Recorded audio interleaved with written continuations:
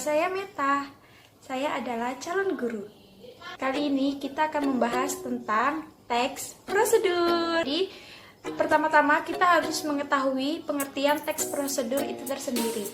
Jadi, teks prosedur adalah teks yang berisi tentang tata cara atau langkah-langkah untuk melakukan sesuatu, baik itu kegiatan sehari-hari maupun menyajikan sesuatu dengan tahap yang berurutan. Teks prosedur itu memiliki ciri-ciri. Ciri-ciri teks prosedur dibagi menjadi 4. Ada yang tahu? Iya, salah satunya adalah menggunakan pola kalimat imperatif. Jadi kalimat imperatif adalah kalimat yang berisikan perintah. Yang kedua, menggunakan kata kerja aktif.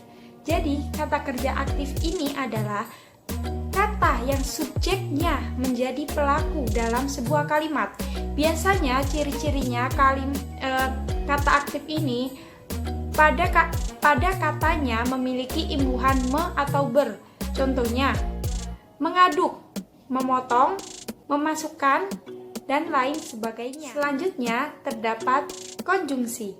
Jadi, dalam teks prosedur harus terdapat konjungsi. Jadi, konjungsi adalah kata sambung yang terdapat dalam sebuah kalimat. Contohnya, selanjutnya, lalu, setelah itu, dan lain sebagainya. Yang keempat, menggunakan kata keterangan. Jadi, gunanya kata keterangan ini supaya kita bisa mengetahui takaran atau waktu saat kita memberi tahapan-tahapan atau tata cara melakukan sesuatu. Contohnya, ketika kita membuat kue, kita harus memberi keterangan di dalam tahapan-tahapan pembuatan kue tersebut. Misalnya, ukuran terigu setengah kilo, telur 2 butir, garam 1 sendok makan, baking soda 1 sendok makan, dan lain-lain. Selain 4 ciri-ciri yang saya sebutkan tadi, teks prosedur juga terdapat tujuan, langkah-langkah, dan penutup. Struktur teks prosedur.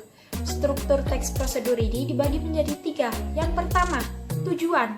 Yang kedua, material. Dan yang terakhir adalah langkah-langkah. Tujuan adanya teks prosedur adalah supaya bisa membantu pembaca dan pendengar untuk memahami bagaimana cara melakukan atau membuat sesuatu dengan cara yang tepat. Lalu material.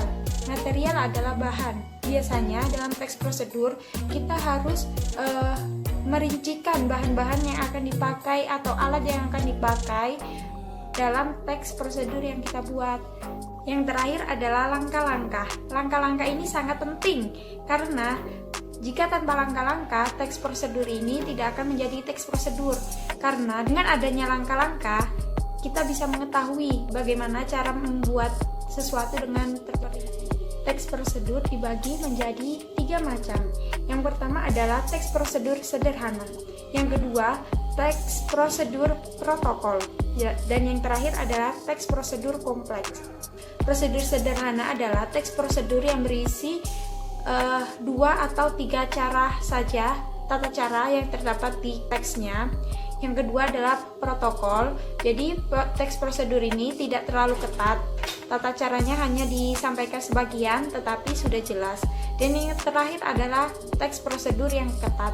Teks ini berisikan tata cara secara rinci, bagaimana cara membuat, bagaimana cara melakukan sesuatu. Kali ini saya akan memberi contoh teks prosedur secara sederhana. Mari kita lihat. Ini adalah salah satu contoh pemakaian eyeliner tanpa menggunakan teks prosedur. Jadi ini asal memakai saja. Tidak mengikuti tata cara yang sudah dianjurkan. Dan ini hasil pemakaiannya tidak rapi, tidak sama, dan cenderung jelek hasilnya. Hai, kali ini saya akan memberitahu bagaimana cara mengaplikasikan eyeliner di mata supaya terlihat seperti natural. Jadi tidak seperti contoh yang sebelumnya. Kali ini kita akan mengikuti tata cara yang sudah ditentukan. Pertama-tama jangan lupa memakai base untuk make up dan sedikit mengisi alis supaya alis kita tidak terlihat kosong. Jadi sebelumnya kita akan mengaplikasikan sedikit warna di kelopak mata kita supaya kelopak mata kita tidak terlalu pucat.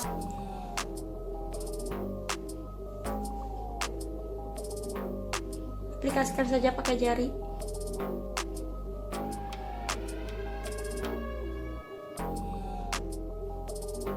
Setelah itu, siapkan eyeliner. Saya memakai eyeliner Maybelline karena aplikatornya sangat kecil.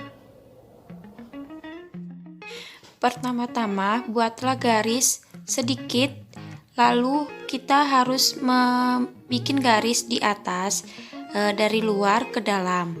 Setelah itu kita isi bagian yang kosong supaya terlihat hitam dan tidak ada ruang yang kosong. Lalu rapikan, bisa menggunakan cotton bud supaya tidak terlihat berantakan. Ya, sudah cukup. Saya hanya memakai setengah dari mata saya karena eyeliner ini bisa digunakan untuk kegiatan sehari-hari, jadi tidak terlalu menor untuk dilihatnya. Setelah itu, aplikasikan di sebelah kiri dengan cara yang sama. Ya, ini. Setelah diaplikasikan dengan benar, maka bentuknya akan seperti ini. Kalau ingin menambahi di bagian tengah juga bisa, cuma saya pribadi suka eyeliner yang bentukannya seperti ini. Setelah pemakaian eyeliner, bisa memakai mascara, lipstick, dan blush on supaya terlihat semakin fresh muka kita. Dan ini hasil setelah memakai mascara, blush on, dan lipstick. Terlihat semakin segar kan?